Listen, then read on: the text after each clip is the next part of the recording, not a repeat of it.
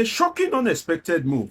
President Bola Ahmed Tinubu has dragged the immediate past president, Muhammadu Buhari, to the International Chamber of Commerce Court of At least Buhari too should try and face the heat, because people have been saying, especially in the north, oh, Mr. Integrity, Mr. Integrity. And some of the Buhari camp have been the ones that are even speaking bad about Tinubu.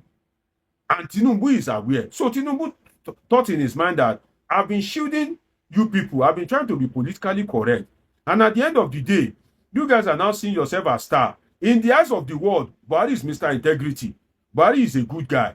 But in the eyes of the world, he is the drug bearer, he is the certificate forger, he is the man that doesn't have integrity, he's the one that is inflicting hardship, he's the one that, okay, don't worry, I've received more than enough bullet for you guys in terms of political correctness. Now you guys should go and account for what is happening. And that is why Buhari didn't want to appear. He was reluctant. But Tinubu government had to force him. The Attorney General, Lateef Fagbemi, told him explicitly that whether you like it or not, you must appear before the court to account for what happened in your government. And you know it is unprecedented because people don't usually appear. Normally, what usually happens is when you are president, whatever you do, that is the end. Immediately you leave, they can be dragging your aides, your assistant, but they won't drag you. But this time, Tinubu have decided, no, as the court has demanded, you, Buhari, must appear. Kudos to Tinubu. Let us be fair to ourselves. Let us praise the man anytime he has done well. It doesn't cost him anything to shoot Buhari. He will just send one of his aides, maybe all this Malami during the Buhari time, or anybody, or even the Attorney General at the moment, Lateef Fagbemi, to go and speak on behalf of Nigeria. After all, government is continuing. But Tinubu insists that Buhari should go and give account. What else can the man do? We don't hate anybody, we don't like anybody on this channel. On this aspect, Tinubu has done right, he has done the right thing, and may God give him the strength to see this case to the end in such a way that even at the end of the day, if Nigeria is to pay any damages, the world would have known the truth that the Buhari government brought nothing more than enormous calamity to Nigeria. And it will be interesting in the days ahead because more revelation will come. And I hope that Tinubu will not backtrack. May God lead him right. And a shocking, unexpected move. President Bola Ahmed Tinubu has dragged the immediate past president, Muhammadu Buhari, to the International Chamber of Commerce Court of Arbitration in Paris, France, for Buhari to account for mismanagement, corruption, and irregularities that happened during his reign as president. Tinubu could no longer hold the excesses that happened during the Buhari regime, and he compelled Buhari that, no, this time you must bear your father's name. You must appear and make account for what happened during your reign. What prompted it? What is Buhari accounting for? What is the political dynamics that is playing out? For you to understand this, we will be taking a journey back to 1999 to 2005 for you to understand this very deeply, because it is about the Mambila power project. You remember the Mambila power project that they usually accuse the former president, Obasanjo, of $6 billion. Usually, yeah, it's $6 billion, $6 billion. Why is electricity in Nigeria yet to improve? What is really happening? What is the power play? What happened to that money? What happened to that contract? Follow me on this journey for us to understand what is happening and why Buhari is in court and the implication of it for both the present government of Nigeria and the past leadership of Nigerians. Hear what Nigerians are facing in the hands of their politicians, and trust me, you will nod your head in shame for the kind of leadership that Nigeria have produced over the years. In 1999, when President Olusegun Obasanjo emerged as president at that time, like any reasonable president, the issue of the power the issue of power in Nigeria was top on his mind. He wants Nigeria to have constant electricity, having realized what power holds in today's economy and the use of technology. So Obasanjo was interested in making sure that Nigeria have constant power supply. And in the process of that, a man showed up called Leno Adesanya. Leno Adesanya introduced the Mambila hydroelectric power project to the Nigerian government, according to what I read. So he was the one that was facilitating it. He involved some companies in China. And at the end of the day, when they were able to do the bidding, the man, because he was the front runner of that thing, he was able to win that particular project for $6 billion US. When Leonard Adesanya won the contract, he is to execute the contract with another Chinese company. I think Sinful something, the name of the Chinese company. So let me just call the name of the Chinese company SIF. That's SIF. That's a short form of the exact name of the company. So he is to execute the contract with SIF, a Chinese company, and everything was going on fine. But there were some interested parties during the Obasanjo time, because immediately they heard that $6 billion was involved.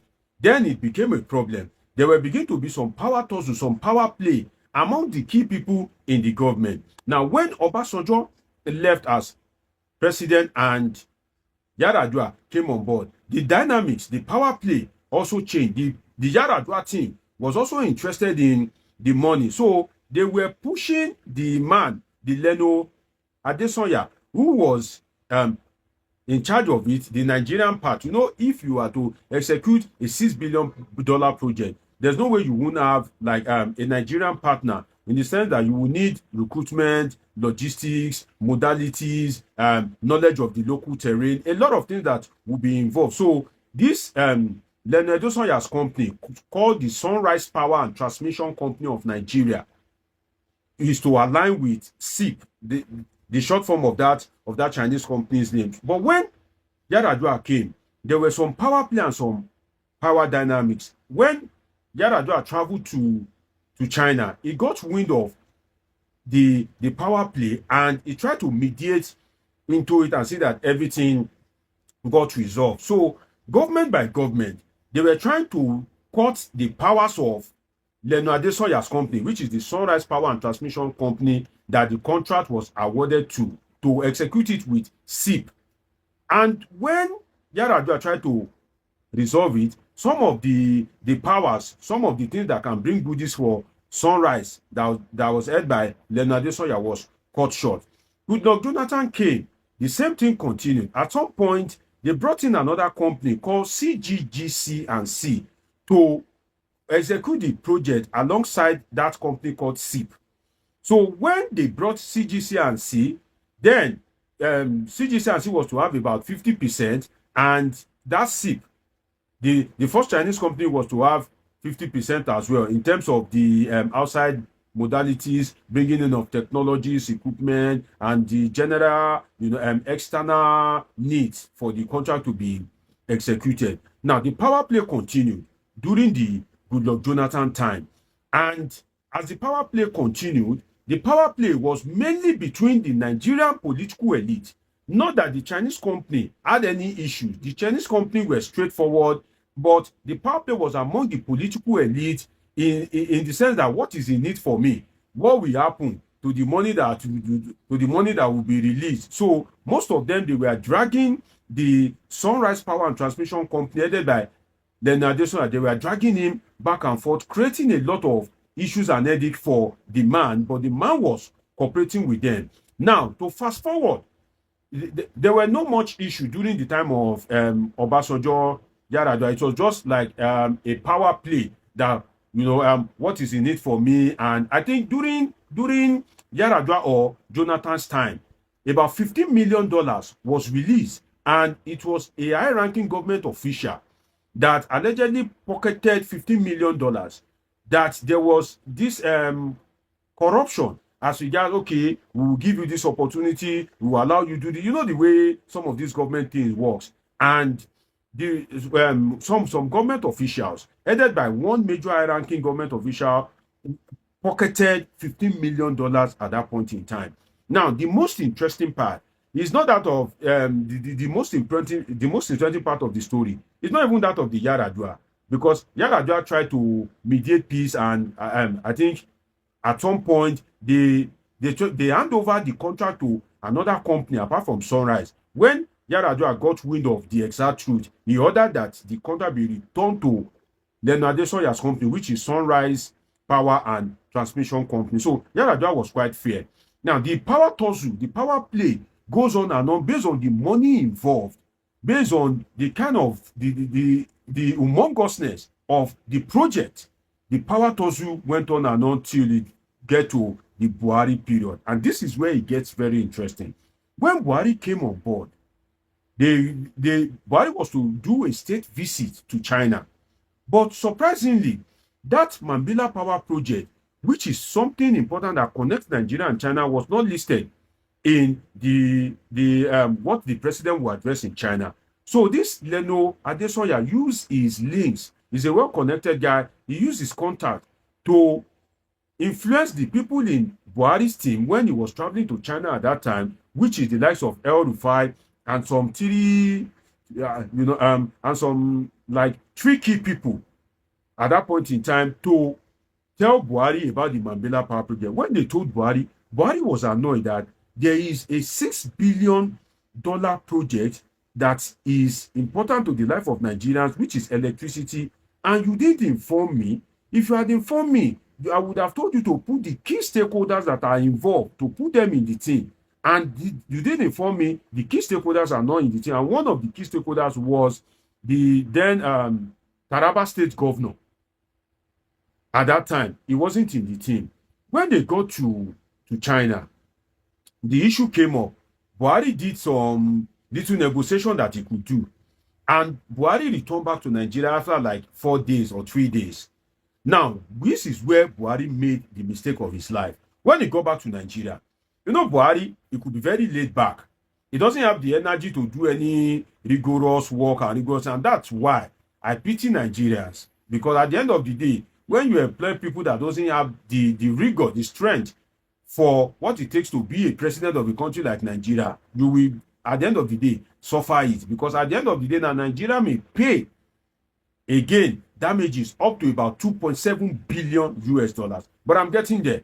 Now, Buhari now delegated Abba Kyari, that Abba Kyari should go and negotiate the deal.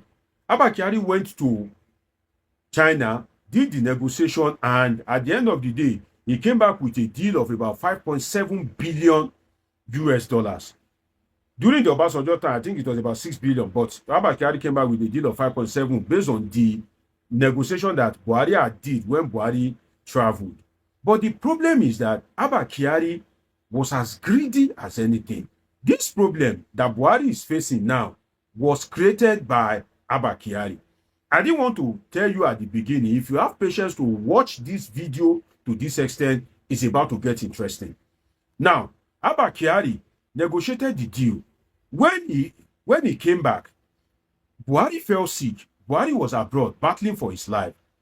At that time, little did Nigerians know that Abba Kyari was the one that was literally, allegedly ruling Nigeria.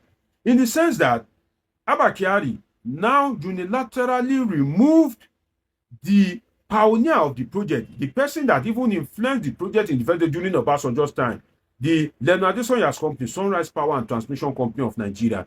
Abba Kyari, in his nepotistic manner, now went to bring a company in Kaduna, one straight company in Kaduna, and he removed that Sunrise company that had been following up the project since 1999. During the Obasanjo time, I think between 1999 and 2007, when the contract was awarded. So Abba Kyari removed Sunrise Power and Transmission Company. Malami, the then Attorney General, was against it. Malami said, no, this can't happen.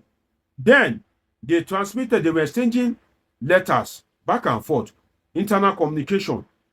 They took the matter to the former Vice President, Yemi Osinbajo. Yemi Osinbajo, as at then, couldn't do anything. Abba Kyari overruled Osinbajo. Yemi Osinbajo couldn't intervene. You know that Yemi Osinbajo was one time given the power as acting president.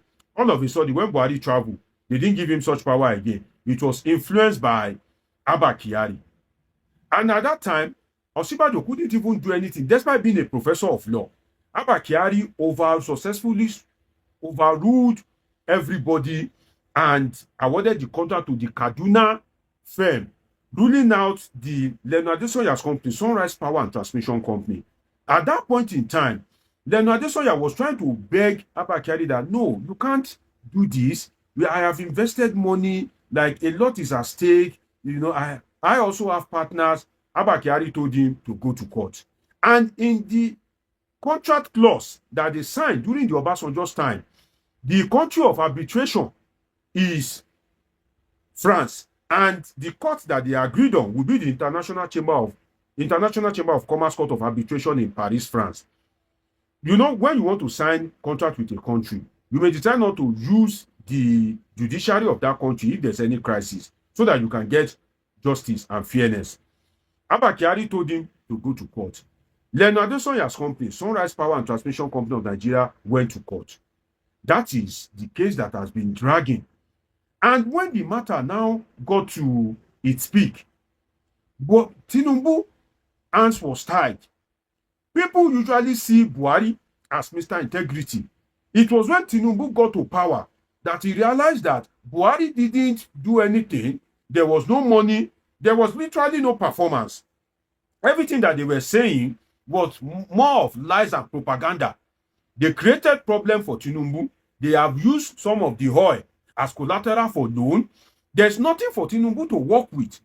And at the end of the day, Tinubu had no choice than to be implementing some of these policies that are now bringing pain to Nigeria. And I've said it before. Now, one of the problems I have with Bola Ahmed Tinubu, which is now correcting himself, is that aspect of political correctness.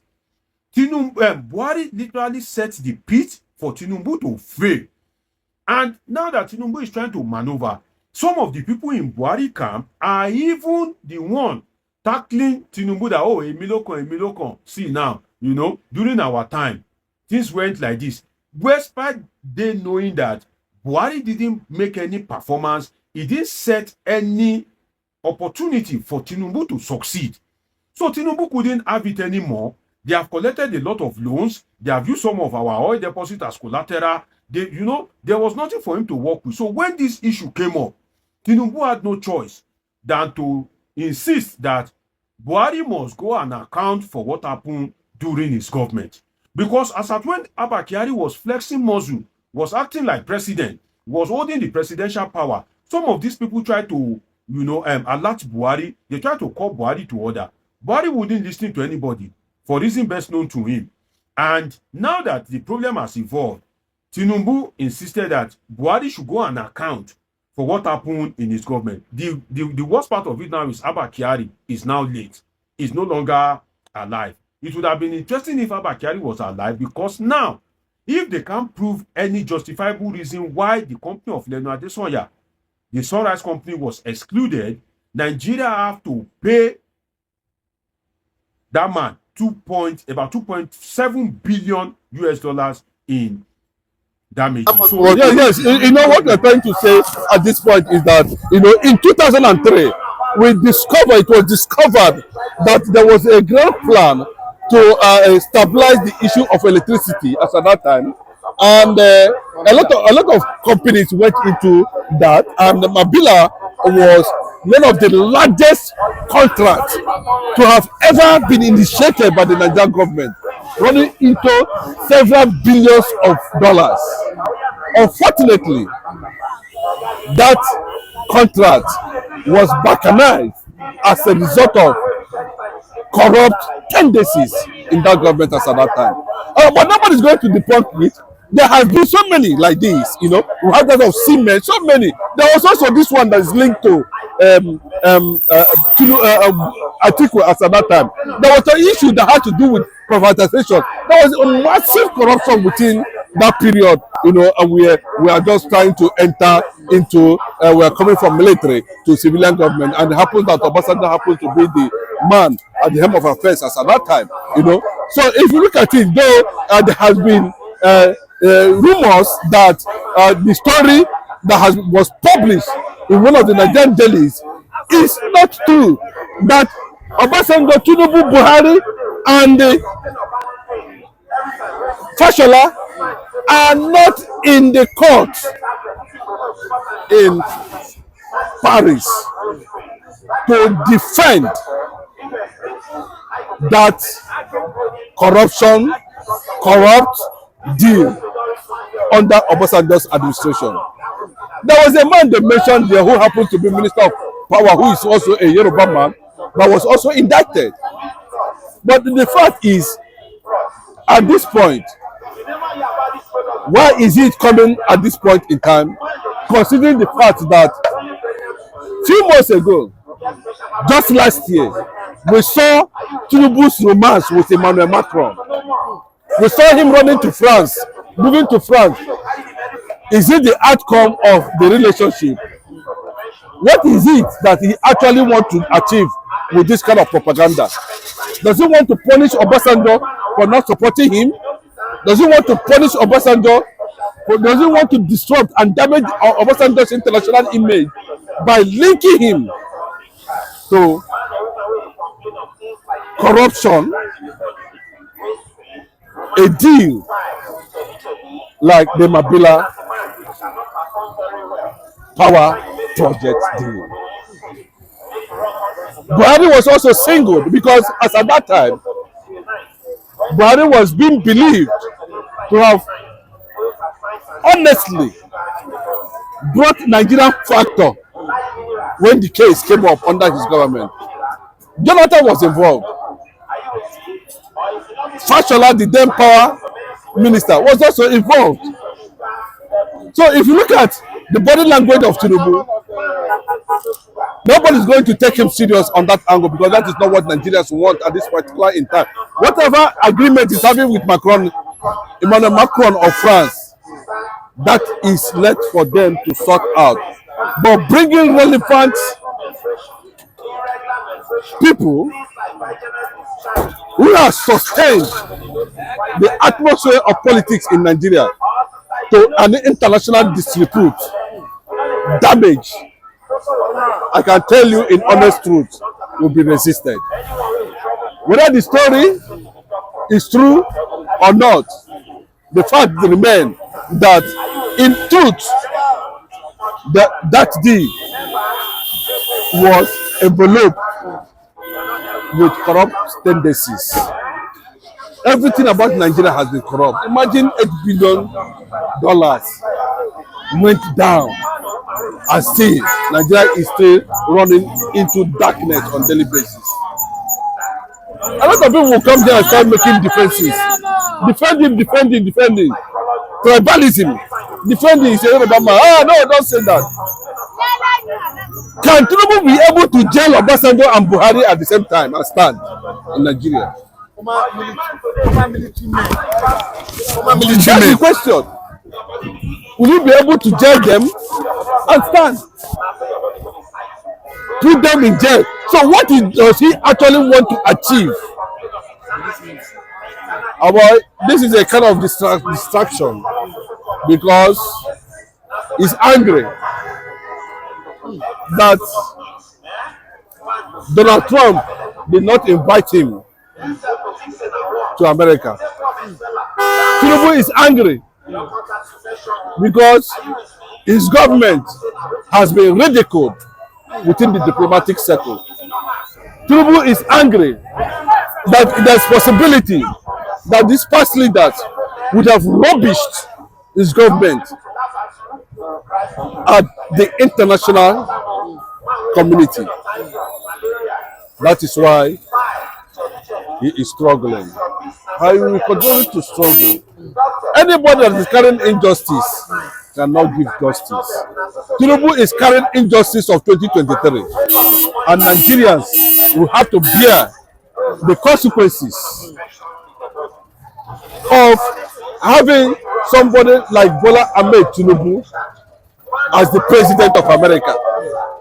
It's as simple as that. Having somebody like Bola Ahmed Tinubu as the president of Nigeria. That is just true. And until that is, we cannot watch the film. But I can tell you, what you see that's happening in International Chamber of Commerce in Paris is just another distraction of this APC-led government. Thank you.